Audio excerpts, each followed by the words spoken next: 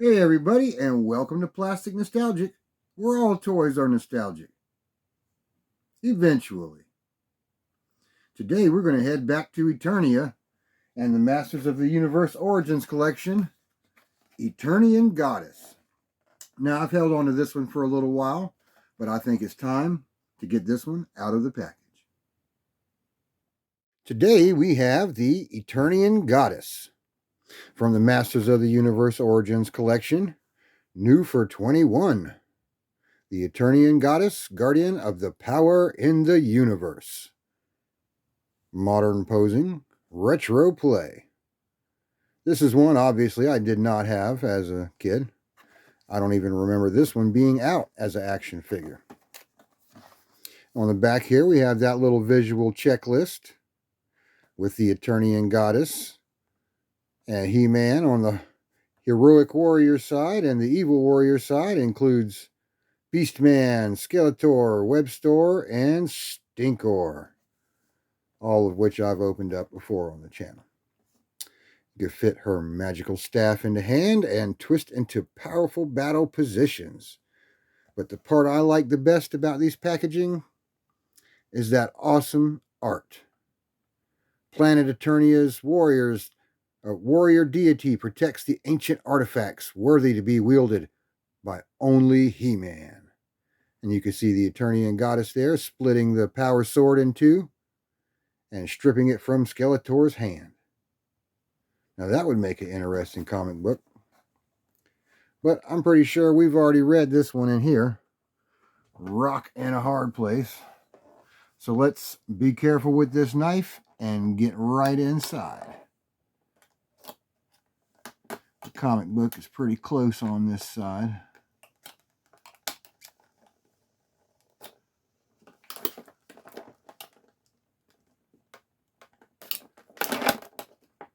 Now, I've had this one for a couple of years now, but I got no problem opening it up. Plus, I wanted to compare it to the Teela doll, or Teela action figure, that I opened up previously.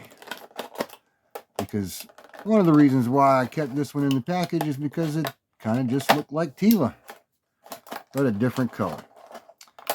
But a lot of the Masters of the Universe collection in the old days, a lot of the pieces were repurposed into new characters. Just different colors. Got a couple more ties or rubber bands in here. That should free. I guess this has some tape on it as well. I get that loose.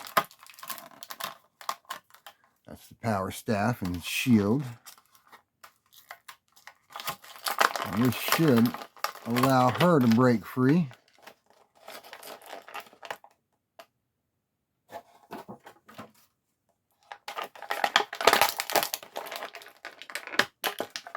Okay.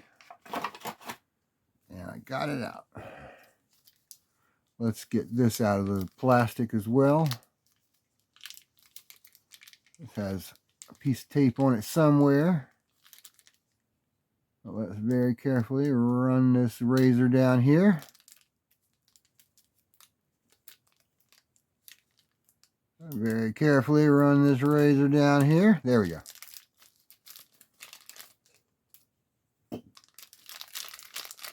And it reveals her shield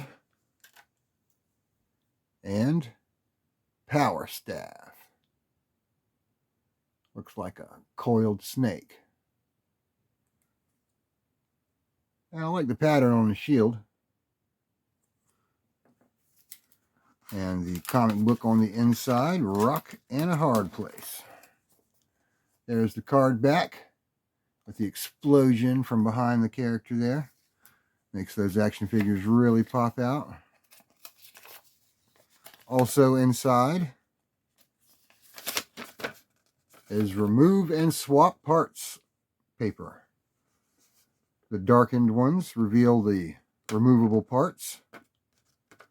And I'll just, like I said before, I'll just take their word for it because I'm going to keep my action figure together.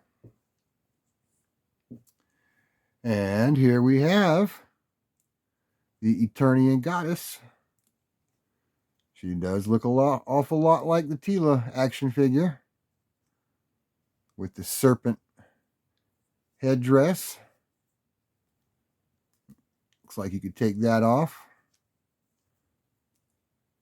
And it looks like Teela got dosed with some gamma radiation. I'm just kidding, of course. But the Eternian Goddess has all of the articulation of the new Masters of the Origins collection. With the elbows, shoulders, even their wrists move around. The knees and the hips and the feet and the boots all turn. Let's slip this back on. As a kid, all of these accessories like this that would pop off the Masters of the Universe figures, I had taken them off. Taken them all off. And I would put them on different action figures. Sometimes leave them off.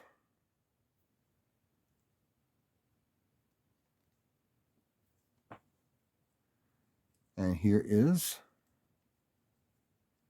get this in her hand.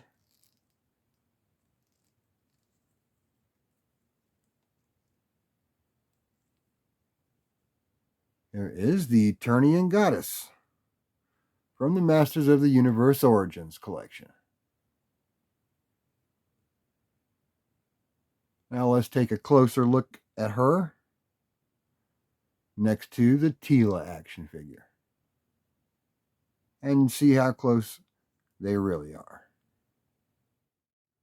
And here we have the Eternian Goddess right next to Teela. As you can see, they both have these very same accessories with identical shields.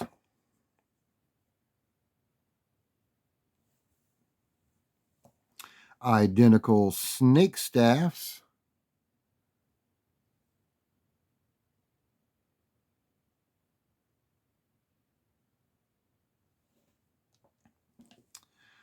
Identical armor.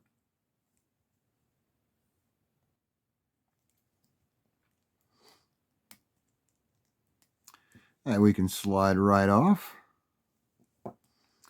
That is some of the best armor in a Masters of the Universe figure.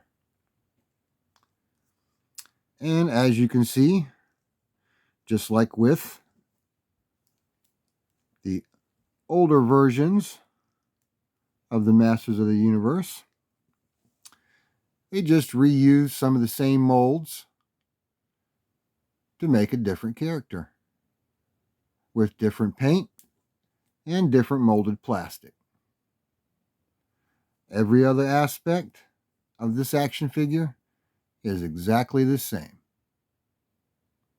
I wonder if He-Man can tell them apart. And here we have that little comic book that comes with each of the Masters of the Universe Origins collection. And like the old days, they came with comic books too. But I kind of enjoyed the older comic books that came with the action figures more than I do these newer ones. Not because of the quality or anything, but back then the comic books, with each figure that it came with, the comic book kind of, was based on that action figure. So you got a little bit of a backstory when it came to the action figure that you got to play with. This one's called A Rock in a Hard Place. And this is the one where the fakers come and distract He-Man while his power sword gets stolen. And then they take He-Man captive. And Skeletor has the power sword. And then he's Prince Adam without his power sword, but the Eternian Goddess comes and grants him the power of He-Man, and he moves the mountain and takes his sword back from Skeletor. Also, just like the old comics, has a small visual checklist of the action figures. This one with He-Man, Beastman, Skeletor, the Eternian Goddess herself, Webstore, and Stinkor. And if you want to see the unboxing of some of these other figures, make sure to go check through my playlist, because they're there.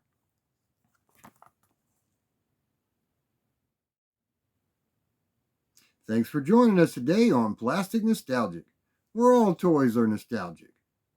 Eventually. And if you want to see some more soon-to-be nostalgic toys, be sure to like and subscribe. And leave me a comment down below and tell me who your favorite Masters of the Universe figure is.